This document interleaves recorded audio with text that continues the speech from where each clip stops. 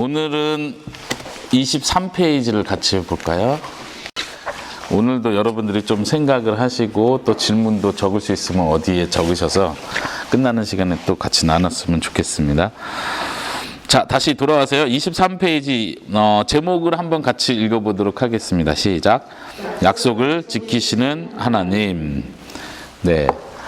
여호수아에서 사사기, 룻기에서 제가 중요하게 강조하고 싶은 내용은 하나님께서 약속을 지키신다. 이 제목을 보면서 내가 알고 있는 그 여호수아, 사사기, 룻기의 내용과 어떻게 연결되는지 제목 자체에서 좀 먼저 이렇게 연결되겠구나 생각을 해보셨으면 좋겠어요. 그 내용이 약속하고 무슨 상관이 있을까요? 여호수아서는 뭐를 보여주죠? 아시는 분들 한번 그 내용을 좀 아시는 분들. 여호수아서의 핵심은 뭐죠? 뭘 보여주죠? 예, 가나안 정복. 그거 자체가 약속을 성취하는 걸 보여주죠. 사사기는 뭘 보여주죠? 우리가 사사기 하면 떠오르는 것은 이스라엘 백성은 계속해서 반복적으로 죄를 짓고 하나님이 사사를 통해서 구원해 주시고 그걸 통해서 뭘 보여주시죠? 약속 개념보다도 약속을 깨는 이스라엘 뭐 이런 관점으로 볼 수 있겠는데, 그럼에도 불구하고 사사기에서 볼 수 있는 것은 약속을 깨는데도 불구하고 하나님은 버리지 않는구나, 이걸 보시면 되는 거예요. 성경 전체가 사실은 그걸 가르쳐줘요. 하나님이 약속을 버리지 않으신다. 하나님께서 끝까지 그 약속을 지키고 완성하신다. 이런 걸 볼 수 있겠고, 룻기는 약속과 연관해서 무슨 내용이 있을까요? 룻기는 아름다운 사랑 이야기가 거기 등장하지만 제일 마지막 룻기의 결론 부분을 보는 게 중요한데, 룻기 결론에서 보면은 누구의 족보가 나옵니까?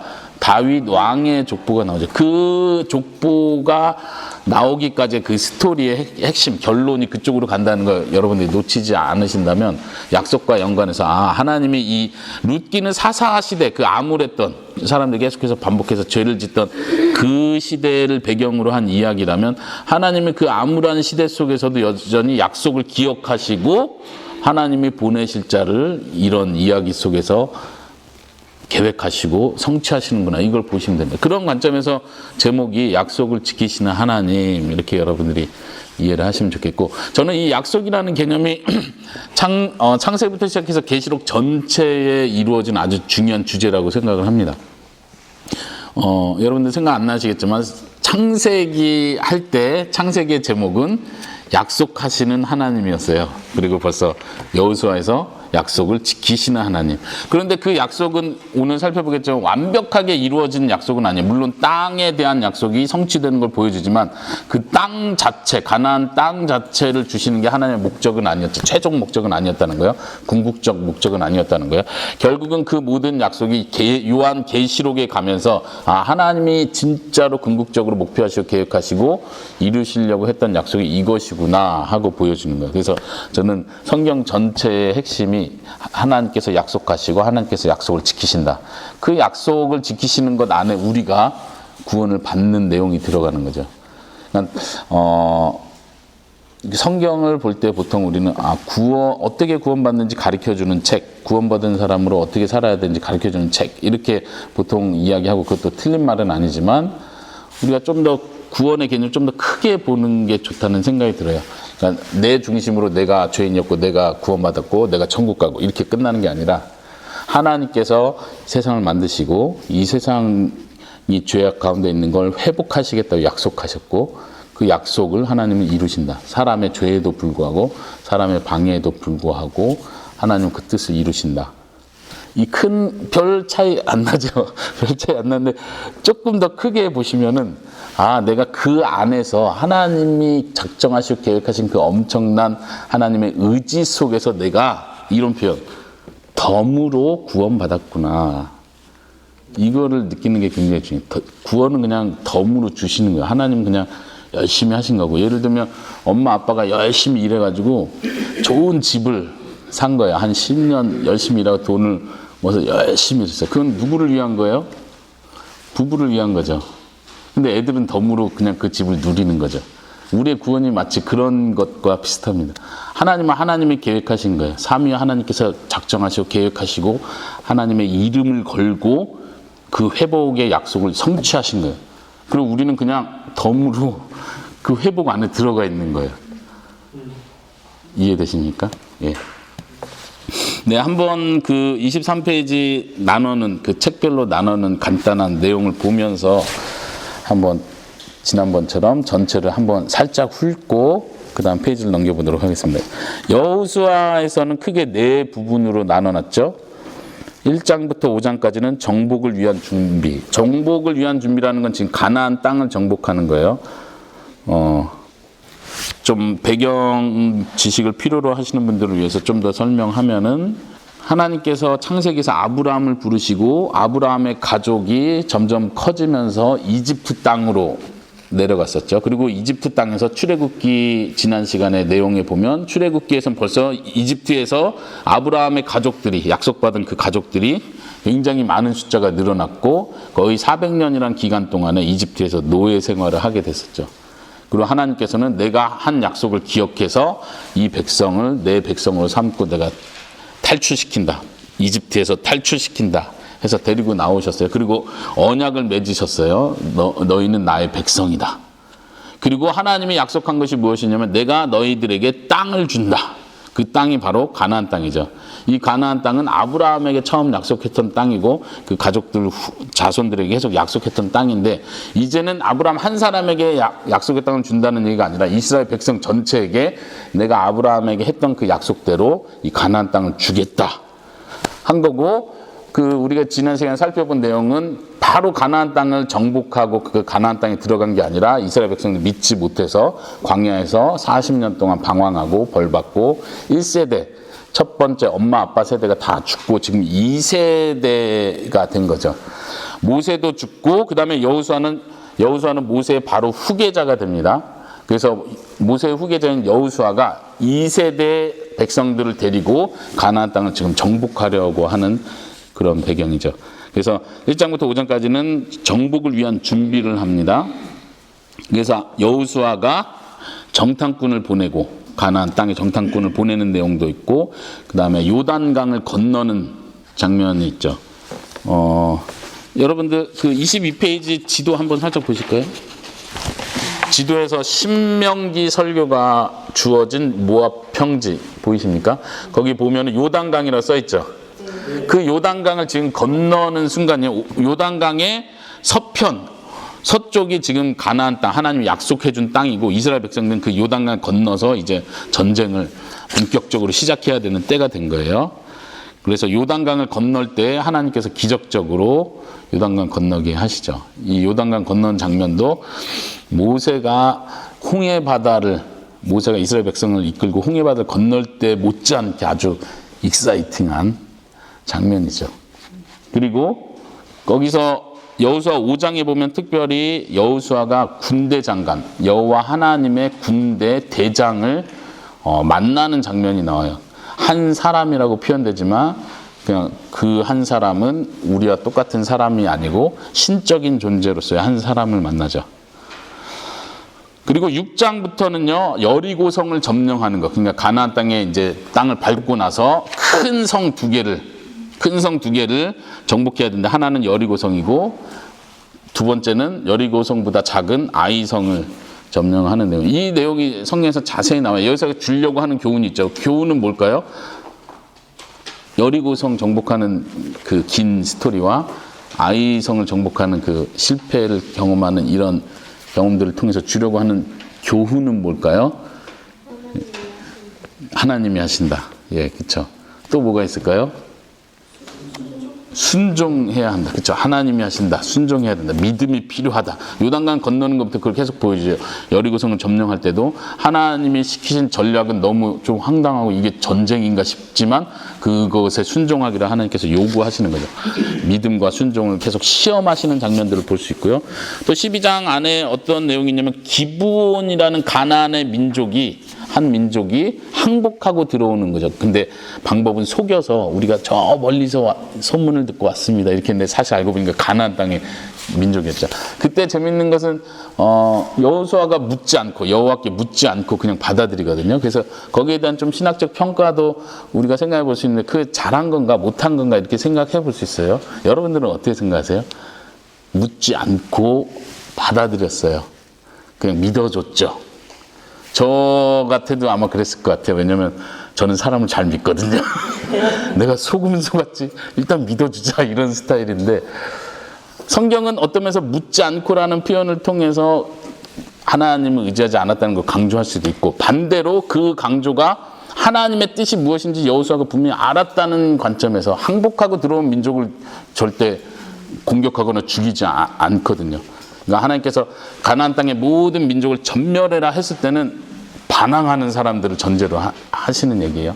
항복하러 들어오고 믿음으로 들어오겠다는 사람, 어느 이방 사람이든 하나님 받아주시는 걸 여호수아는 알고 실천했다고도 볼 수 있고요. 그 두 가지 해석이 있다는 거 생각하시고, 13장부터 21장까지는요.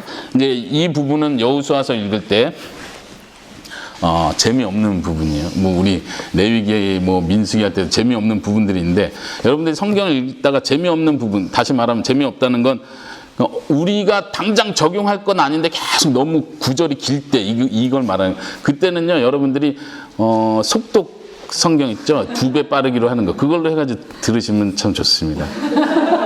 아주 제가 추천하는 방법이, 그거 읽으면서 막 이렇게 졸면서 막 은혜 떨어지지 마시고 속독 2배로 하는 거 딱 꽂고 이렇게 집중적으로 이렇게 보세요. 그리고 그 내용이 뭘 얘기하는지를 기억하면 돼요. 성막을 짓는 장면도 쭉 빨리 보시고, 하나님이 성막을 짓는 거 이렇게 중요하게 생각하셨구나, 이걸 마음에 확 느끼시면 되는 거예요. 여기서 땅 분배를 통해서 계속 막 민족 이름 나고 어디 우리가 전혀 알지도 못하는, 고고학자들도 지금 정확히 파악도 못하는 지역들이 계속 나는데, 이럴 때 은혜 떨어지지 마시고, 하나님이 이렇게 약속한 대로 정확하게 나눠주시려고 이렇게 세밀하게 간섭하셨구나, 이거를 은혜를 받으시면 되는 거예요.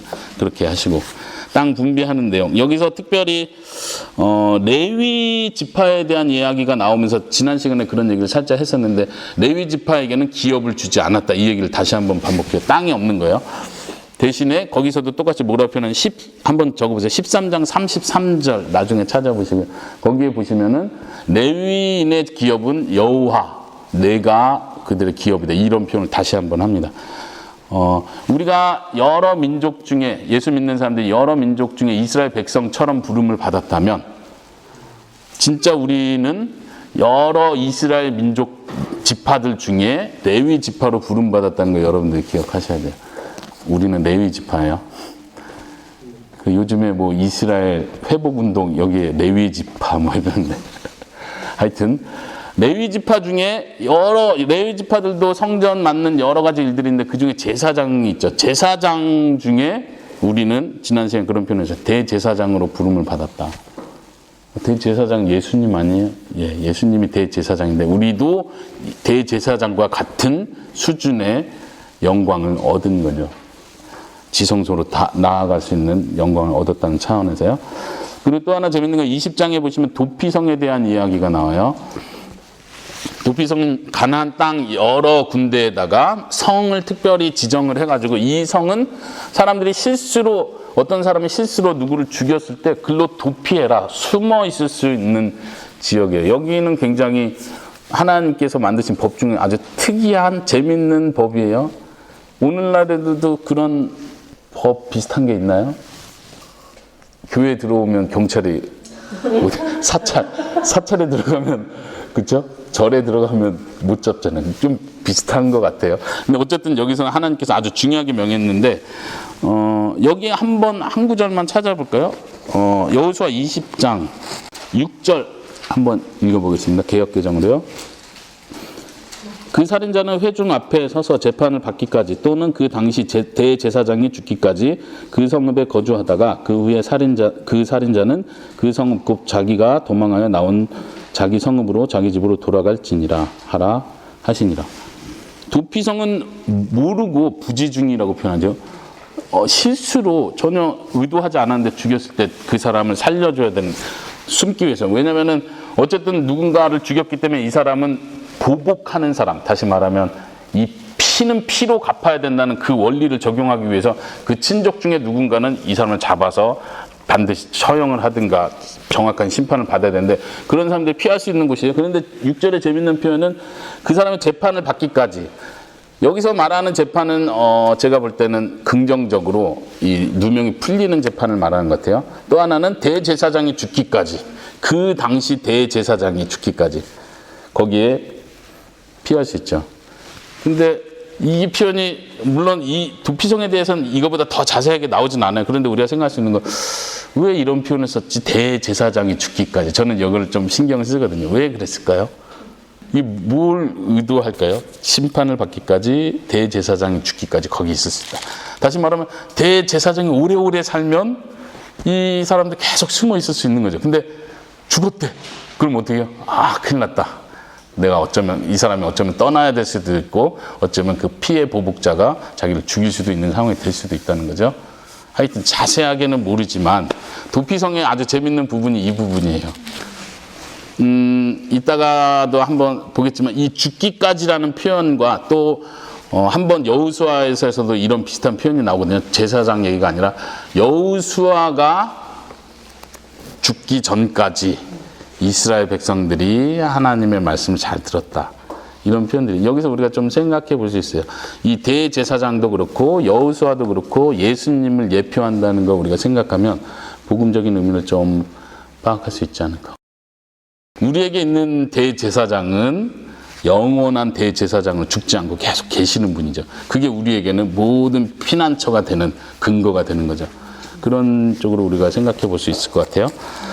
네, 여호수아 22장에서 24장은 언약과 순종 이렇게 제목을 달았는데 이스라엘 백성들이 이제 땅을 분배를 다 받고 여호수아와 다시 언약을 맺는 거죠. 그 언약은 다른 것이 아니라 너희 여호와 하나님을 사랑해라. 모세가 꼭 이스라엘 백성들에게 했던 것처럼 여호수아도 똑같이 이제 나이 들어서 똑같이 말하는 거예요. 여호와 하나님을 사랑해라. 그런데 지난 시간에 그런 얘기했죠. 너희가 그런데 못 사랑할 것이다. 이런 표현을 하죠. 한번 거기도 찾아볼까요? 여호수아 24장부터요. 24장 15절에 우리가 잘 알죠. 그 15절 끝에 보면 너희가 섬길 자는 오늘 택하라. 오직 나와 내 집은 여호와를 섬기겠노라. 이게 아주 유명한 말이잖아요. 여러분들은 어디를 택했겠어요? 여호수아가 이렇게 말하는데 여러분들 알아서 하십시오. 저는 하나님만 섬기겠습니다. 이러면 어딜 택했겠어요? 저희도 여호와 섬겨야죠. 재밌는 것은 뒤로 한번 넘겨보시면은 23절에 여호수아가 이르되 그러면 이제 너희 중에 이방신들을 치워버리고 너희 마음을 이스라엘의 하나님 여호와께로 향하라. 이스라엘 백성들 우리가 여호와 섬기겠습니다 하니까 여호수아가 하는 말이에요. 그러면 이제 이방신을 좀 치워라. 지금 여호수아와 이스라엘 백성들이 가나안 땅 점령하면서 최소한 7년 혹은 10년 가까이 계속 이런 전쟁을 하고 이방신을 섬기는 그 가나안 민족도 계속 죽이고 여호와가 진짜 하나님 이러고 선포하고 다녔던 백성들일 텐데 아직까지도 이방신을 가지고 있다는 게 이상하지 않아요?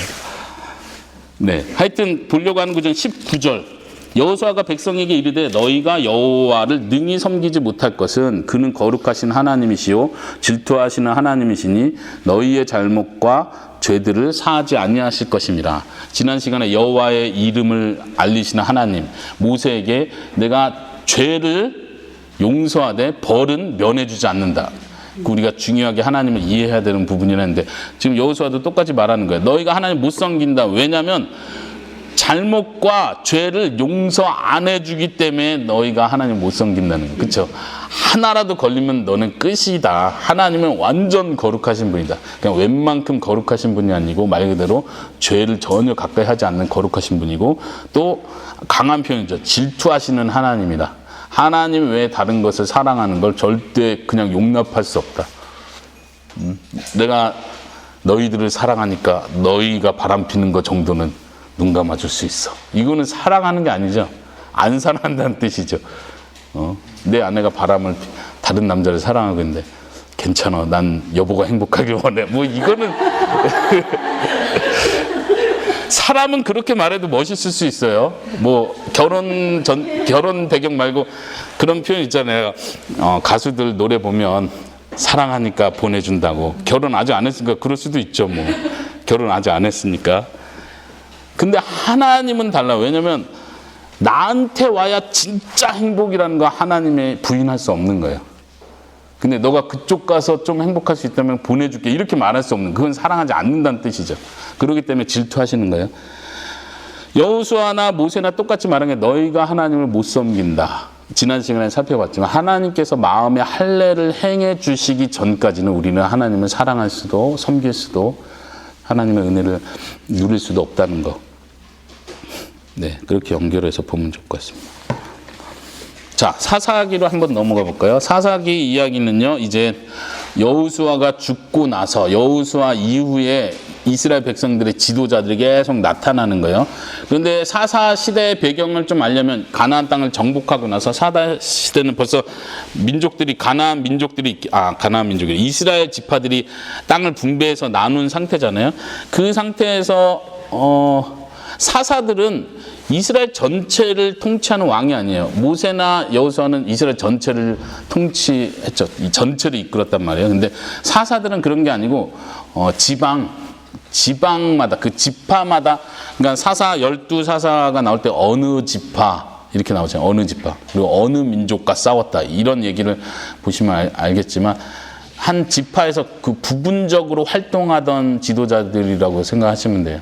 그러니까 여러 이야기들. 우리는 보통 이렇게 12사사가, 지금 12사사는 살짝 뒤로 한 장 넘기시면 24페이지에 12사사 목록 이렇게 간단하게 특징을 적어 놨는데요. 나중에 참고하시면 좋겠고. 그 12사사 때마다, 우리는 보통 이렇게 순서가 이렇게 온니엘 죽고 에훗 죽고 이렇게 순서대로 그대로 간다고 생각하면 많은 부분은 겹치기도 하고요. 지역적으로도 그렇고 시기적으로도 겹치는 부분들이 있다는 거 미리 염두에 두실 필요가 있습니다. 네, 사사기는 크게 세 부분으로 나눴습니다. 1장에서 2장. 배경에 대한 이야기, 전체 사사기 전체를 서론적으로 쭉 얘기를 하죠. 하나님께서 약속을 성취하시고 여호수아는 죽었는데 이스라엘 백성은 죄를 짓기 시작했다. 그럼 이제 2장에 보면은 하나님께서 이스라엘 백성들 시험하시려고 하셨다. 테스트 하셨다. 그러면서 이스라엘 백성 계속 죄를 지었고 하나님이 구원자를 보내면 회개하는 것 같다가 또 다시 죄를 짓고 이렇게 했다. 전체적인 죄를 반복했다는 얘기를 서론에서 이야기를 합니다. 그리고 3장부터 16장까지는 중요한 그 사사들의 이야기, 12사사들의 이야기가 쭉 나오는데 사사들의 이야기 중에 우리가 잘 아는 사사가 누구 있나요? 보통 삼손이 제일 유명하고 그 다음은 누가 유명하죠? 그죠, 기드온. 그 다음에 좀 유명한 사람은 입다. 드보라. 뭐 그런 사람들.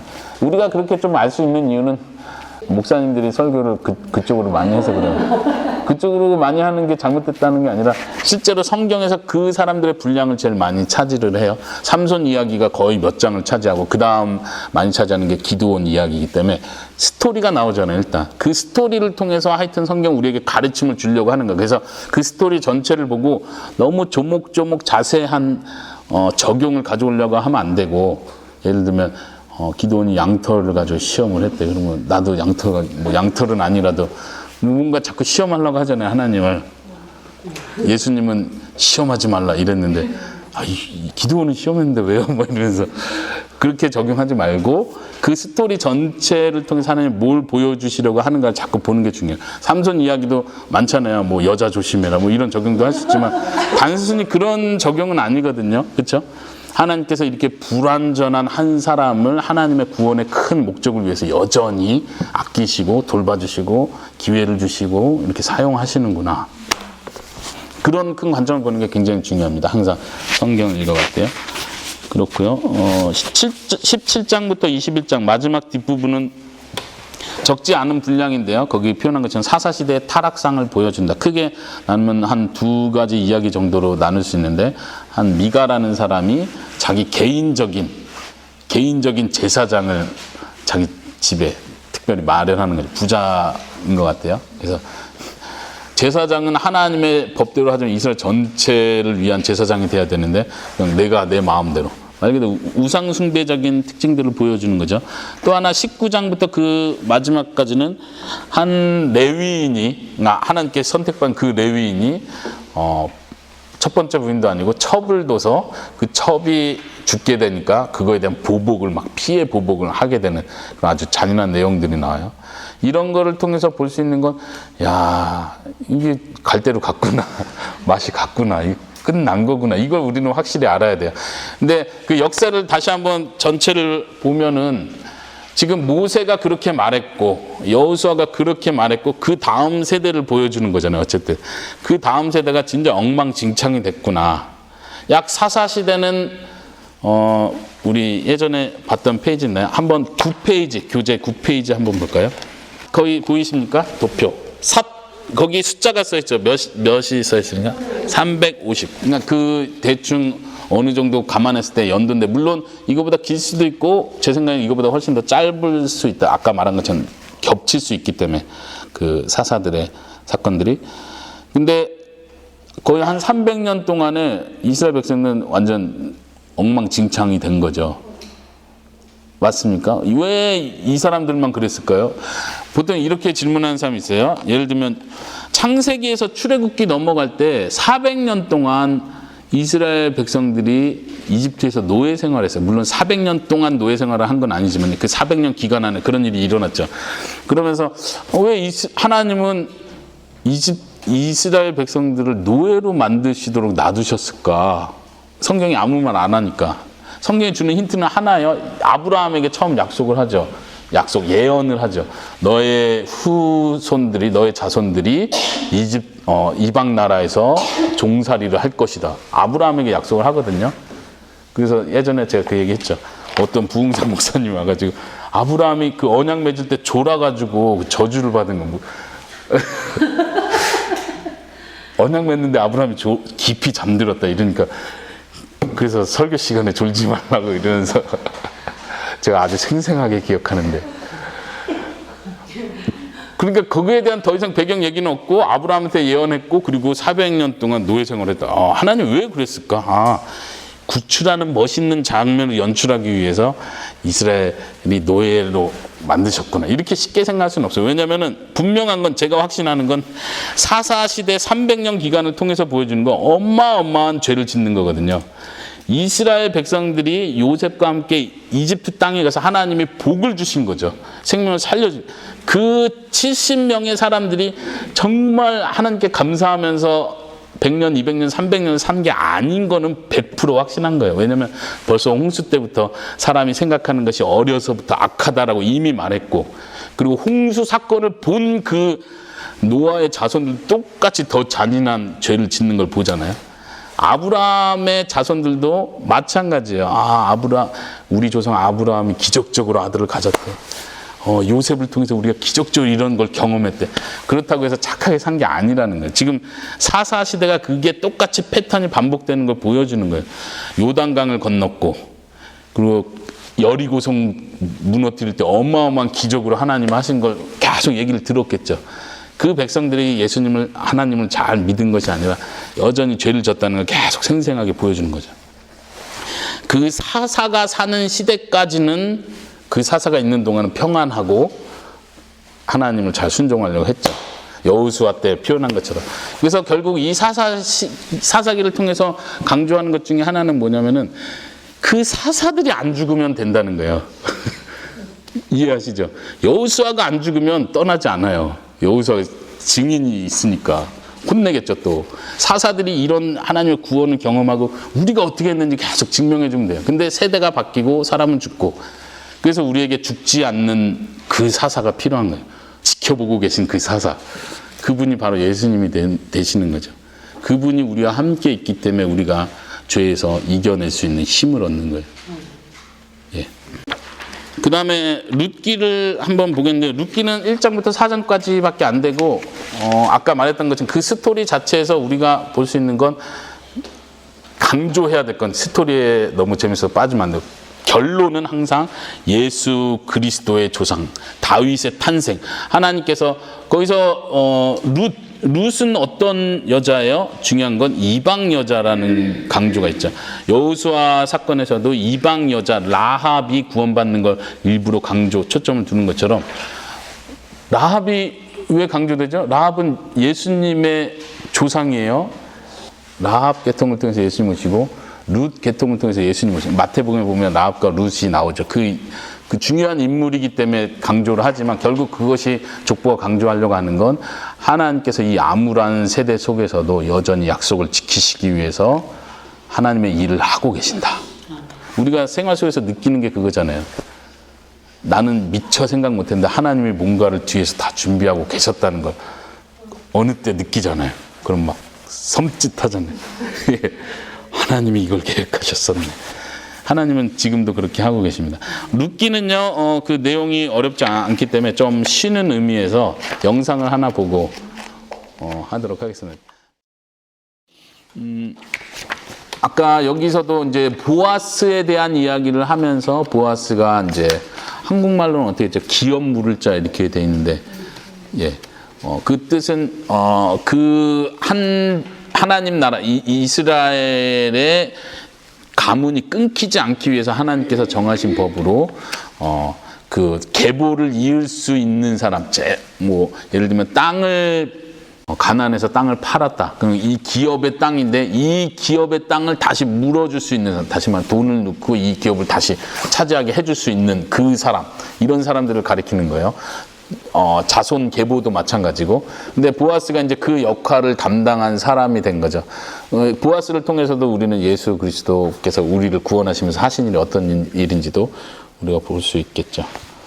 네, 그럼 오늘 24페이지 넘어가고요. 여호수아 룻기에 나타난 그리스도, 여호수아 룻기에 나타난 하나님 나라에 대해서도 여러분들 읽어보시면 좋겠고요. 그다음 25페이지로 넘어가세요. 한번 그 세 가지 강조점을 같이 살펴보면 좋겠습니다. 거기 먼저 있는 구절 박스 안에요. 여호수아 21장 43절부터 한번 우리가 찾아서 읽어보면 좋겠어요. 쉬운 성경 말고요. 여호수아 21장 43절부터 45절 한번 찾아서 같이 읽어보겠습니다. 네, 찾으셨습니까? 같이 저와 읽어보겠습니다. 시작. 여호와께서 이스라엘의 조상들에게 맹세하사 주리라 하신 온 땅을 이와 같이 이스라엘에게 다 주셨으므로 그들이 그것을 차지하여 거기에 거주하였으니 여호와께서 그들의 주위에 안식을 주셨으되 조상들에게 맹세하신 대로 하셨으므로 그들의 모든 원수들 중에 그들과 맞선 자가 하나도 없었으니 이는 여호와께서 그들의 모든 원수들을 그들의 손에 넘겨주셨음이니라. 여호와께서 이스라엘 족속에게 말씀하신 선한 말씀이 하나도 남음이 없이 다 응하였더라.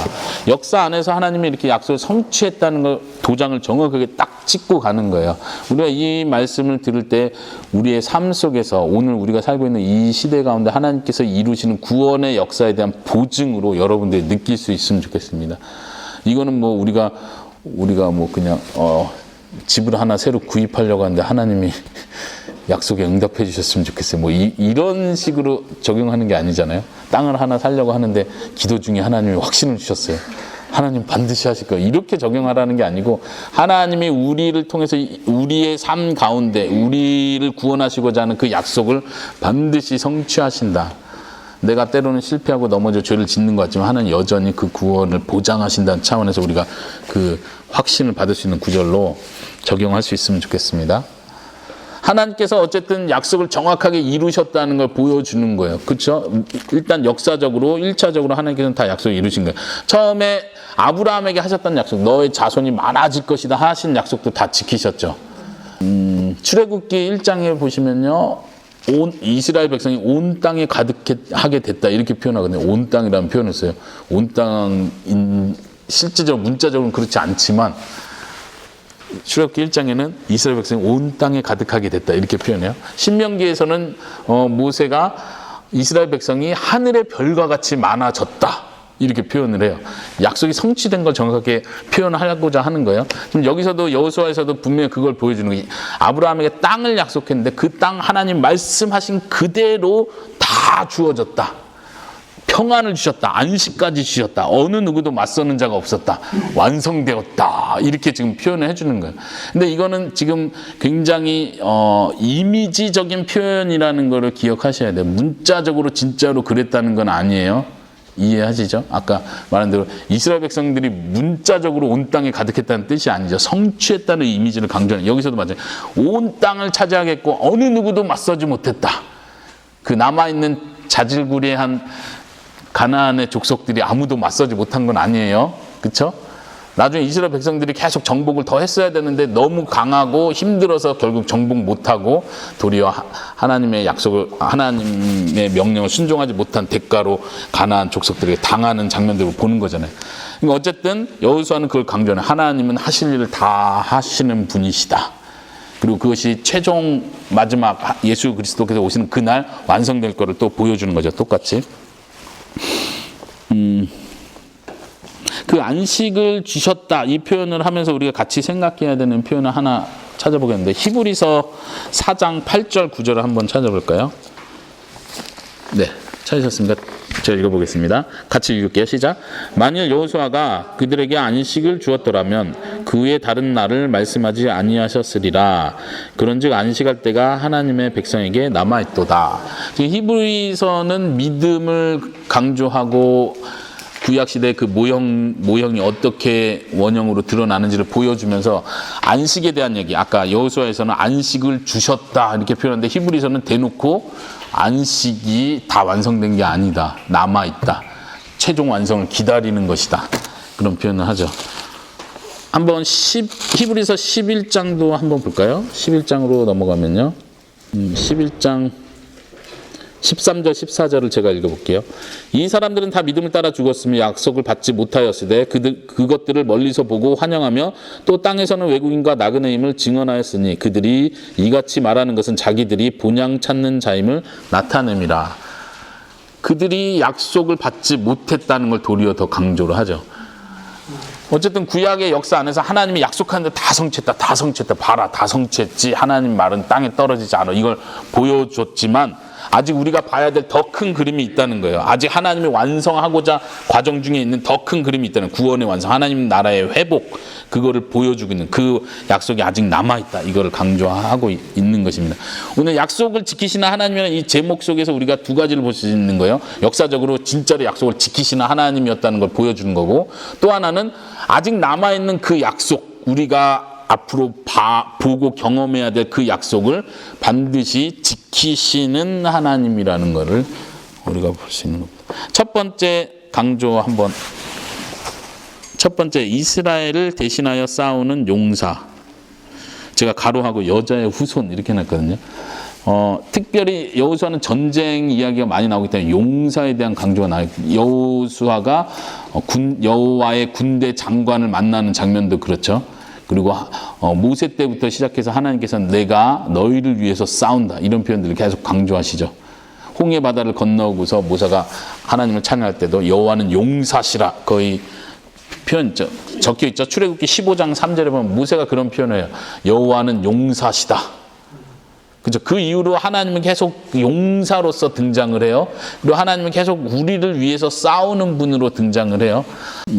한 구절 더 찾아볼까요? 여호수아서 23장 3절. 거기 교재에 표시되어 있는 구절입니다. 23장 3절 같이 읽어볼게요. 시작. 너희 하나님 여호와께서 너희를 위하여 이 모든 나라에 행하신 일을 너희가 다 보았거니와 너희의 하나님 여호와 그는 너희를 위하여 싸우시는 이시니라. 하나님은 너희를 위하여 싸우시는 분이다. 하나님은 용사시다. 하나님은 싸우는 분이시다. 여러분들 뭘 느끼십니까? 감사하다. 우리를 대신해서 싸운다니. 너희를 위하여 싸운다. 실제로 싸우는 건 다 이스라엘 백성이 실제로 싸운 거예요. 그렇죠? 하나님이 물론 때로는 기적적으로 우박을 내려서 멸하기도 하시고 또 기적적으로 태양을 멈추게 해가지고 싸움에 이기기도 해주고 기적으로 많이 관여를 하셨지만 여전히 피 터지게 싸운 건 누구예요? 사람들이 싸우는 거예요. 그럼에도 불구하고 우리가 싸운 게 아니라 하나님이 싸워주신 거라는 확신을 계속 심어주시는 거죠. 우리가 크리스찬으로서 성화 생활, 죄와 싸우는 그 생활 속에서 똑같은 걸 경험해요. 결국은 피 터지게 싸워야 되는 건 나예요. 그렇지만 하나님이 대신 싸워준다는 개념이 나는 가만히 있는데 하나님의 유혹을 다 물리쳐준다는 뜻이 아니잖아요. 그렇게 오해하는 분들이 종종 있죠. 하나님, 제가 남자 같으면 술의 유혹에 빠지지 않도록 제가 회식 자리에 갈지라도 제가 한 잔은 마실지라도 취하지는 않도록 도와주고 뭐든지 다 하나님께 다 맡겨서 하나님이 다 막아줘야 되는 것처럼 생각하는 건 잘못된 생각. 하나님이 개입하시고 주관하시지만 정작 피 터지게 싸우는 건 우리예요. 우리가 싸우는 거예요. 그렇지만 하나님이 나를 대신해서 싸우신 거구나를 알 수 있는 거죠. 이 하나님께서 이스라엘을 대신해서 위하여 싸우신다는 이 표현이 아주 중요한데 우리 다음 시간에 이야기하겠지만 다윗과 골리앗의 싸움이 그걸 아주 상징적으로 잘 드러내주거든요. 다윗과 골리앗의 싸움을 통해서 하나님께서는 다윗은 그리스도를 잘 예표해 주고요. 골리앗은 그리스도와 맞서는 원수의 세력을 잘 예표해 준다면 그 싸움의 특징이 있어요. 우리가 보통 전쟁, 싸움하면은 칼 들고 창 들고 막 달라붙어가지고 해가지고 막 먼지 일으키면서 이렇게 싸우는 거 생각하는데 지금 이 싸움은 그게 아니잖아요. 한 사람 나오고 딱 한 대표자들이 나와서 싸우는 거예요. 중요한 건 뭐냐면은 골리앗이 말하기를 내가 만약 지면 내가 너희의 종이 되고 너희가 만약 지면 너희 대표가 지면 너희 전체가 우리의 노예가 된다. 이렇게 약속을 해요. 그 당시 아주 신사적인 싸움이 이제 대표에 의해서 우리가 다 따라가겠다 이건데 이것이 예수님이 싸우는 그 싸움을 잘 보여주는 거예요. 예수님이 다윗이 골리앗을 이긴 것처럼 예수님께서 그 세력을 이기셨기 때문에 우리도 그 승리에 그냥 동참하는 거예요. 이해되십니까? 만약 예수님이 지셨으면 우리는 다 사탄의 노예로 들어가는 거예요. 그렇죠? 하나님께서 우리를 위해서 싸우신다는 개념이 그것입니다. 구원을 위해서 우리가 각계 전투로 시험을 통과하고 순종을 해내고 그래가지고 통과한 사람은 구원받고 통과 못한 사람은 떨어져 나가고 실패하고 성공, 이게 판가름 되는 게 아니라 예수님께서 우리를 대신해서 싸우시는 거예요. 그 예수님이 승리하면 우리 예수님에 속한 모든 자는 그냥 그 승리에 동참하는 거예요. 우리가 받는 구원이 바로 그 개념이에요. 아까 표현한 것처럼 하나님의 어마어마한 일을 우주적인 사단과의 전쟁을 우주적인 일을 하신다면 우리는 덤으로 들어가는 거예요. 감사합니다 하고 그냥 들어가는 거예요. 이게 구원이에요. 우리가 누리는 은혜가 그런 거죠. 여러분들이 생활 속에서 그 은혜들을 계속 확대해서 계속 개발해 가면서 경험할 수 있기를 바랍니다. 그 교재 보면 기도원의 300용사 표현이 있는데요. 기도원의 300용사에서도 우리가 딱 잘못 교훈적으로 적용하는 부분들이 뭐냐면 그 영화 300을 보면서 영화 300과 기도원의 300용사를 비교하면서 최정의 부대가 결국은 강한 부대를 이겼구나. 그래서 우리도 최정의 부대가 되자 막 이러잖아요. 믿음의 용사 막 이런 얘기 하잖아요. 절대 그렇게 해석하고 그렇게 가시면 아주 위험한 쪽으로 가는, 구원을 거스리는 거예요, 여러분들이. 아까 표현한 것처럼 우리의 싸움의 승리자는 예수님이 대표가 되셔서 싸움의 승리를 하시는 건데 내가 최정의 부대가 되겠다. 이거는 좀 곤란한 표현이에요. 여리고성 싸움도 마찬가지죠. 하나님께서 보여주려고 하는 거, 아까 우리 교훈이 몰갈 때 믿음, 순종 이런 얘기도 했지만 에스더가 하나님이 하신다 이랬는데 저는 믿음, 순종보다 하나님이 하신다는 데 더 강조가 있다고 봐요. 그런 관점으로 보는데, 왜냐면은 우리가 믿으니까 이런 결과가 나오는구나, 이걸 보여주려고 하는 게 아니에요. 지금 너네는 아무것도 안 하는 거다. 너네 전쟁에서 뭘 했다고 생각하지 마라. 내가 하는 거다. 기도원의 300용사도 똑같아요. 물을 먹는 모습을 통해서 300명을 뽑아요. 그래서 하나님께서 그렇게 하시는 이유를 분명히 말하죠. 이들이 교만해질까 봐, 자기가 스스로 이 땅을 승리를 이끌었다고 할까 봐 내가 이렇게 한다. 두려워하는 사람 다 보내고 그 몇 사람만 남겨라. 괜찮다. 걱정하지 마. 너네가 하는 게 아니다. 내가 하는 거다. 이걸 보여주는 거예요. 이 성경의 관점을 잘 본다면 우리가 함부로 아까 표현한 다윗처럼 다윗과 같은 믿음으로 이 세상을 이겨나가자 뭐 이렇게 한다든가 그런 적용을 조심해야 돼. 굉장히 조심해야 돼요. 물론 그런 부분이 없지는 않죠. 아까 말한 대로 우리가 죄와 싸우면 결국 우리가 싸우는, 우리가 노력해야 되고 하나님의 은혜 가운데 우리가 히브리서의 표현대로 피 흘리기까지 죄와 싸워야 되는 거예요. 우리가. 그렇지만 그 피가 묻은 상태로 승리하고 나서 자기 어깨에 힘이 들어가면 안 된다는 거예요. 하나님이 하셨다. 하나님이 이기게 하셨다. 이 고백이 나와야 되는 거죠. 두 번째로는요, 그러므로 하나님이 너희를 위해서 싸우셨다. 그러므로 그분을 사랑하라. 한번 여기 다시 한번 여호수아서 구절을 찾아볼게요. 23장 11절. 10절부터 제가 읽어보겠습니다. 너희 중 한 사람이 1000명을 쫓으리니 이는 너희 하나님 여호와 그가 너희에게 말씀하신 것 같이 너희를 위하여 싸우심이라. 그러므로 스스로 조심하여 너희 하나님 여호와를 사랑하라. 이 관계를 잘 보십시오. 출애굽기에서 10계명을 줄 때도 마찬가지야. 내가 너희를 이집트에서 구원해냈다. 그러니까 계명을 지켜라. 이 순서예요. 여기서도 마찬가지. 하나님이 너희를 위해서 싸우셨다. 승리를 줬지 않느냐. 너희가 보았지 않느냐. 약속한 대로 다 땅을 나눠줬지 않느냐. 그러니까 하나님을 사랑해라. 그건 너네가 할 일이다. 사랑해라. 근데도 어떻게 해요? 사랑하지 못하는 모습을 보여주시는 거죠. 사사기 한번 넘어가 보겠습니다. 사사기 3장 4절. 계속 이스라엘 백성들은 여호와를 사랑하는가 사랑하지 못하는가에 대한 시험을 받는 거예요. 3장 4절에 같이 한번 읽어볼게요. 시작. 남겨두신 이방 민족들로 이스라엘을 시험하사 여호와께서 모세를 통하여 그의 조상들에게 이르신 명령들을 순종하는지 알고자 하셨더라. 하나님께서 시험하시는 이유는 순종하는지 그렇지 않은지 알고자 하시는 거예요. 아담과 하와를 그래서 시험을 하신 거죠. 아브라함을 그래서 시험하신 거죠. 예수님도 그런 면에서 시험을 받으신 거죠. 우리도 그런 면에서 시험을 받는 거예요. 여러분들이 시험 받을 때 그걸 이상하게 여기면 안 되는 거예요. 아, 하나님이 내가 정말 하나님 더 사랑하는지 안 사랑하는지 시험하시는구나 생각하시고 그 시험을 잘 치르시면 되는 거예요.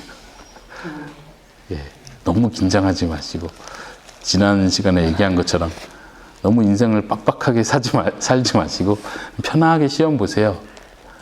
예. 괜찮아요. 예. 시험에서 떨어져서 지옥 가는 거 아니에요. 절대 그렇지 않아요.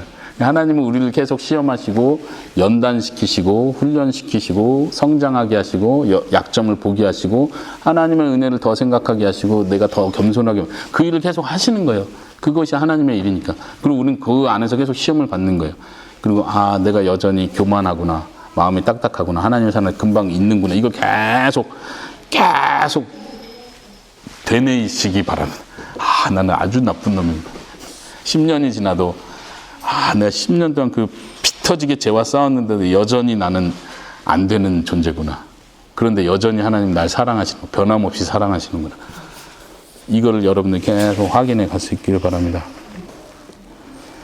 세 번째 강조점을 보겠습니다. 한번 같이 읽어볼게요. 시작.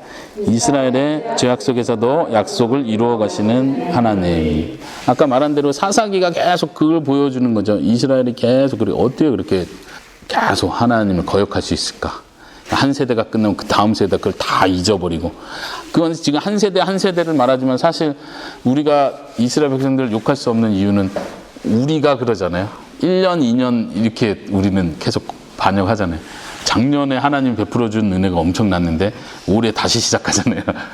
지난달에 베풀어준 은혜가 엄청나도 또 지금 죄 짓는 건 마찬가지예요. 우리를 보는 거예요. 그러면서 우리는 조금씩 자라가는 거죠. 우리에겐 구약시대와 다르게 신약시대 우리에겐 성령님이 계신 거예요. 아까 말한 대로 영원히 변치 않으시는 대제사장, 우리를 위해 중보하시는 대제사장 예수 그리스도가 계신 거예요. 그 힘으로 우리가 하루하루를 살아갈 수 있는 거죠. 그 은혜를 계속 경험할 수 있는 거죠. 네. 예, 다 했네요. 예. 생각하기 한 두 가지 질문을 오늘 한번 제가 물어볼게요. 거기 여러분들이 한번 적으실 수 있는지 한번 보십시오. 질문 첫 번째, 하나님께서는 왜 이스라엘을 시험하시는가? 아까 말했네요. 제가 표현했던 그런 답 말고 여러분들이 생각하시는 부분도 한번 말해볼 수 있을까요? 하나님은 왜? 이 질문은 사실 우리를 계속 괴롭히는 거예요. 왜 선악과를 만드셨을까요? 왜 시험하시는가? 이거예요. 왜 나에게 고통을 주시는 거예요? 내가 넘어지면 어떻게 하려고 고통을 주십니까? 똑같은 질문이에요. 하나님은 왜 그냥 나를 초월해서 시험으로부터 자유하게 해주시지 왜 시험 가운데 나를 두실까? 우리의 삶 자체가 일상생활 자체가 계속 시험받는 연속이라고도 볼 수 있는데 선택의 연속, 우리는 선택해야 돼. 순종할 것인가 내 마음대로 악을 행할 것인가 계속 선택을 해야 되는 선택의 연속인데 성장, 그렇죠? 아까 제가 그런 표현 했던 거 야고보서 그런 걸 강조하는 거죠. 온전하여 구비하여 조금도 부족함이 없는 사람을 만들려고 한다. 그러니까 기뻐해라. 우리가 그 시험에서 항상 100점을 맞았기 때문에 기뻐하는 거 아니에요. 때론 실패하지만 기뻐하라는 얘기를 하는 거죠. 시험 만날 때. 성장. 또 그 성장의 내용을 좀 구체적으로 한번 표현해 볼 수 있을까? 어떤 면에서 우리가 더 성장되나요? 다음 그런 일을 통해서 다음에 비슷한 일을 또 겪게 되면 전에 내가 했었던 걸 떠올리면서 좀 더 준비나 뭐 구비할 때도 좀 더 나은 상태로 그렇죠. 비슷한 상황에서 좀 분별력이 생기는 거예요. 우리가 성장한다는 게 그런 거죠. 분별할 수 있는 힘들. 뭐가 선이고 뭐가 악이고. 아, 내가 똑같은 중요한 표현인데 사탄의 전술, 전략 이런 표현을 쓰거든요. 사탄이 유혹할 때 전술과 전략으로 다가와요. 우리가 그거를 파악하는 게 굉장히 중요해요. 근데 우리는 생각을 안 하고 많이 살다 보니까 똑같은 패턴의 유혹을 받는데도 불구하고 계속 똑같은 패턴으로 넘어지죠. 그렇습니까? 생각을 안 해서 그래요. 생각을 해야 되는데 연약한 걸 다시 한번 느끼는 거죠. 또 다른 면이 어떤 면이 있을까? 우리가 성장한다는 면에서 시험을 통해서 뭐에서요? 성격이 좀 더 좋아진다? 어떤 예를 들면? 다혈질에서 그냥 맞아요. 다혈질에서 좀 더 그 시험들을 겪으면서 아, 화내지 말았어야 되는데 그래, 다음엔 좀 더 버텨보자. 그전에는 5초 만에 화를 냈다면 이제는 한 15초까지는 버틸 수 있는. 이게 조금씩 늘어나야 되겠죠. 예. 인내심을 길러주는. 그렇죠. 그런 면에서 인내심 굉장히 중요하죠. 야고보서도 그걸 표현하죠. 인내를 통해서 우리가 계속 성장해 가는 거예요. 인내를 배워가는. 신명기 8장 거기 표현되어 있는데요. 신명기 8장 16절 한번 찾아볼까요? 한번 같이 읽어보겠습니다. 시작. 내 조상들도 알지 못하던 만나를 광야에서 내게 먹이셨나니 이는 다 너희를 낮추시며 너를 시험하사 마침내 내게 복을 주려 하심이었느니라. 표시해 놓으시기 바랍니다. 하나님이 시험하시는 이유는 마침내 복을 주려고 시험하는 거예요. 우리가 하나님을 오해하는 부분들이 그거예요. 아, 하나님은 도대체 시험을 즐기시나? 근데 하나님은 우리에게 복을 주시고자 하는 거예요. 아브라함이 시험을 통과했을 때 그 장면을 아주 생생하게 보여주잖아요. 시험을 통과하고 나서 하나님께서는 맹세하여 이르되 내 씨를 통하여 모든 민족이 원수를 이길 것이다. 아주 큰 축복과 맹세를 그때 또 하시는 거죠. 사실 시험 통과 못했어도 하나님은 그걸 이루셨을 거예요. 그렇죠? 아브라함이 이삭 바치려 했을 때 막 도망갔으면 뭐 하나님이 다른 사람 선택할 거 이러지는 않았을 거예요. 분명히 그건 확실한 거예요. 하나님은 계획한 대로 약속한 대로 이루어 가시니까. 근데 그렇게 시험에 통과할 수 있는 만큼 성숙시키시고 또 그 다음 단계를 계속 테스트 하시는 거예요. 근데 하나님이 그렇게 하시는 이유가 좀 더 궁극적인 이유가 뭐냐 이거죠. 복을 주시려 하신다는 걸 여러분들이 기억하시기 바랍니다. 뭐 여기서 단순하게 돈을 많이 벌래나 이렇게 생각하지는 않잖아요. 우리가 그 복이 뭔지를 더 느끼는 거죠.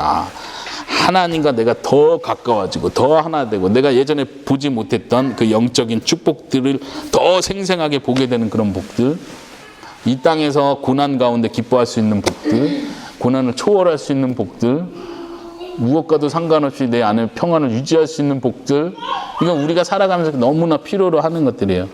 계속 유혹에 넘어지는 게 아니라 이제 웬만한 유혹들은 그냥 가뿐하게 이겨낼 수 있는 그런 여유들, 이게 우리에게 큰 복이 될 줄로 생각합니다.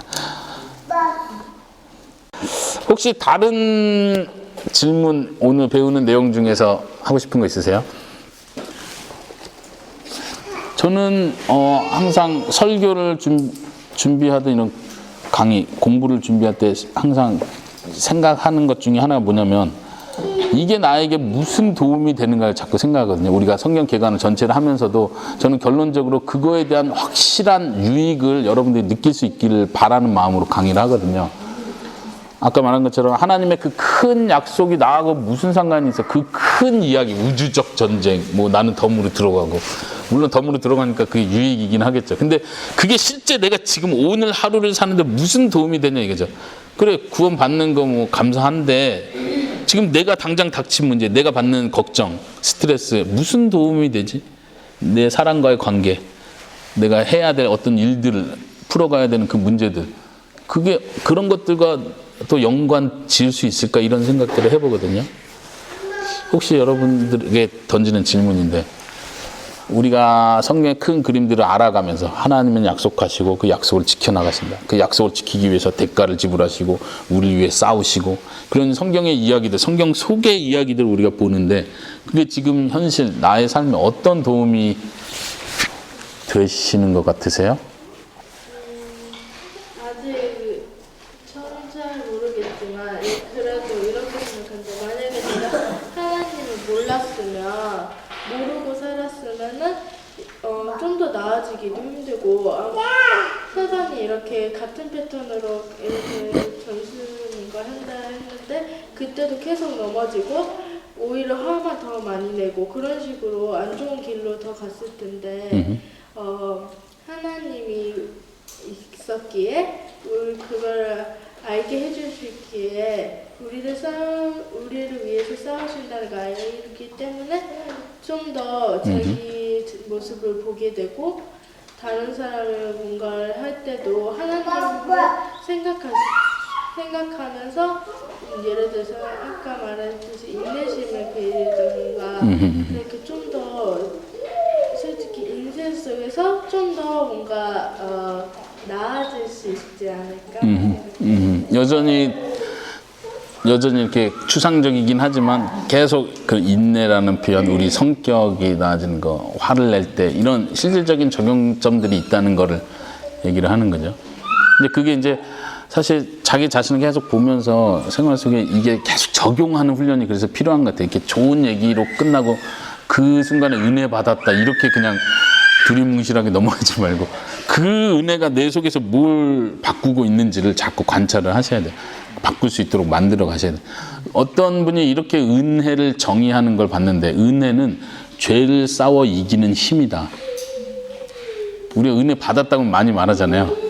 근데 우린 그냥 감정적으로 이렇게 터치됐을 때, 찌릿했을 때 은혜 받았다 했는데, 그 은혜가 진짜 은혜인지 가짜 은혜인지는 내 삶 속에서 이게 나를 변화시키고 있는지, 죄와의 싸움에서 힘을 주고 있는지, 그 은혜가, 그러면 그게 진짜 은혜라는 생각이 굉장히 공감이 가는 표현인데, 은혜는 죄를 싸워 이기는 힘이다. 또 다른 좀 구체적인 예나 이런 게 경험들이 있으세요? 성경의 이야기가 나에게 무슨 도움이 되는가? 내가 지금 네. 갖고 있는 일이라든지 결정을 해야 될다든지 그런 관계 속에서 어려움이나 그런 것들에 대해서 조금은 놓게 되는, 너무 연연해야지. 너무 네, 너무 걱정하고 스트레스 받아 하지 않고. 더 큰 거를 바라봐.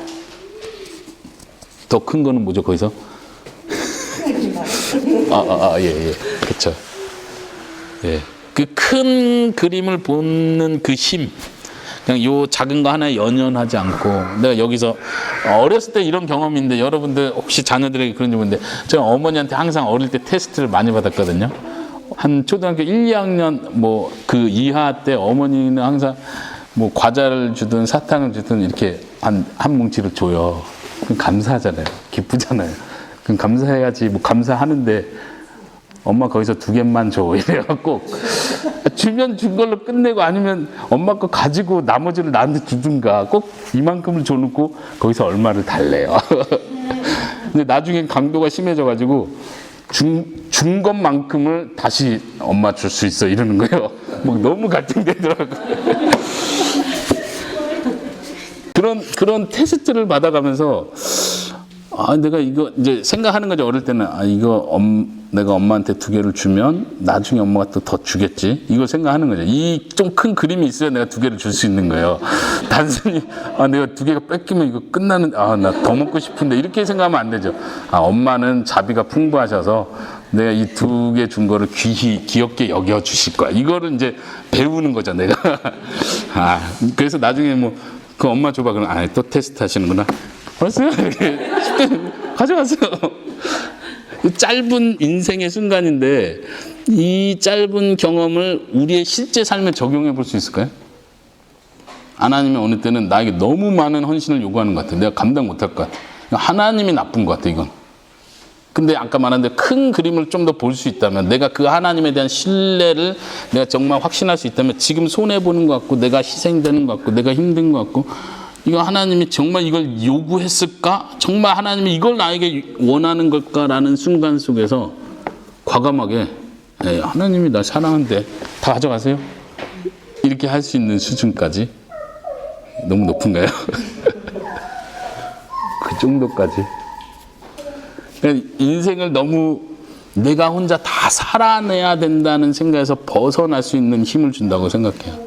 하나님의 큰 그림을 보면 볼수록 이게 추상적인 그냥 남 얘기가 아니라 하나님이 어마어마한 뭐라 해야 되나 스케일로 지금 나를 감싸고 계시는구나. 내 이 작은 거에 연연할 필요가 없구나. 예수님이 가르쳐주는 게 그죠. 마태복음에서 염려하지 마라. 무엇을 먹을까 입을까 염려하지 마라. 이방인들이 구하는 것이다. 근데 우린 계속 그걸 구하잖아요. 결국 먹을 거에 대한 구하는 거고 입을 거에 대한 구하는 거고 우리 필요한 거 구하는 건데 그런 거 하지 말고 하나님 나라를 구해라. 더 큰 거를 계속 바라보라는 얘기죠. 그 안에서 자질구레한 것들에 대해서 우리가 굉장히 기쁘고 감사하게 하나님 이게 필요해요. 하나님 이게 도움이 필요해요. 그래서 이 모든 거 하나님 손 안에 있음을 내가 믿습니다. 이게 별거 아닌 것 같은데 이게 여러분들의 삶의 실제가 돼서 그냥 그렇게 산다고 생각해 보세요. 이 땅에서 가능하죠. 가능해요. 여러분들 주위를 잘 보세요. 그렇게 사는 사람들이 간혹 있어요. 그렇게 사는 사람.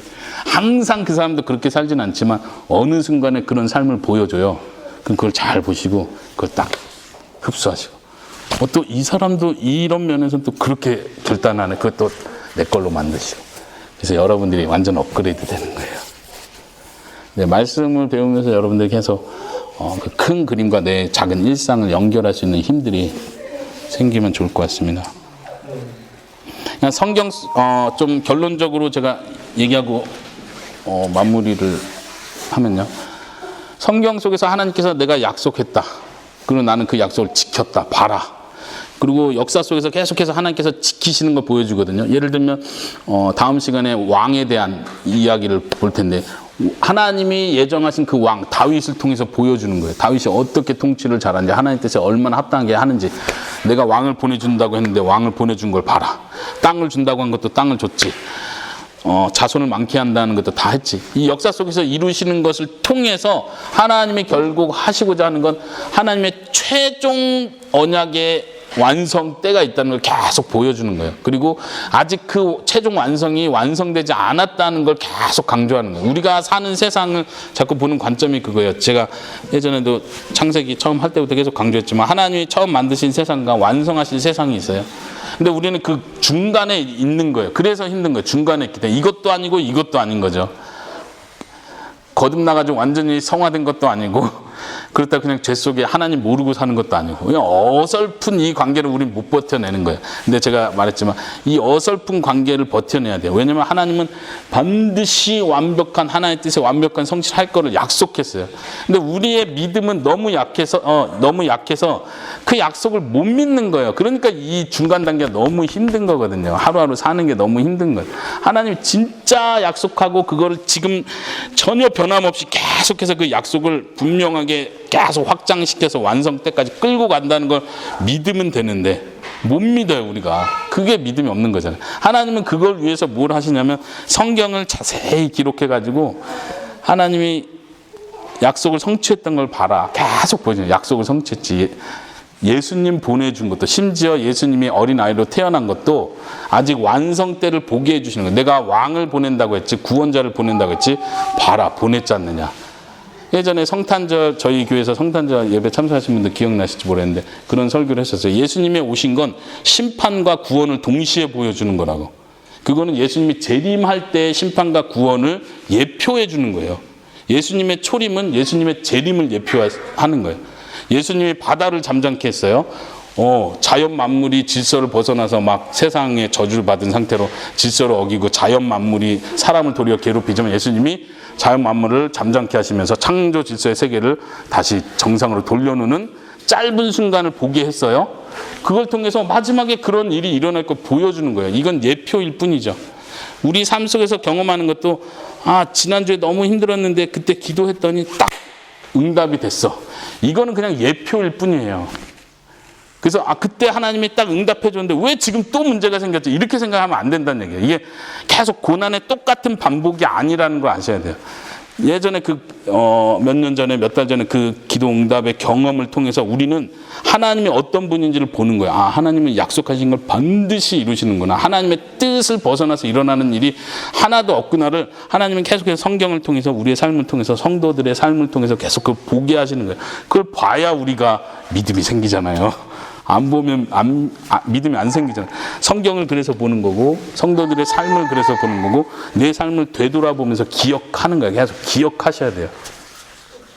그걸 통해서 지금 이 너무 그렇게 힘들지도 않잖아요. 감사할 일도 많잖아요. 이 세상을 기쁘고 감사하게 환경과 상관없이 변하지 않는 하나님을 보면서 힘차게 살아갔습니다. 저는 이게 우리가 성경 공부를 하고 말씀을 배우면서 느낄 수 있는 아주 실질적인 유익이라고 생각을 해요. 이 유익을 우리가 경험하지 못하면, 이거를 잡지 못하면 사실 그냥 허공을 떠도는 지식이 될 수 있다 생각이 들어요. 예. 네, 저는 오늘 조금 일찍 마치도록 하겠습니다. 혹시 질문 없으시죠?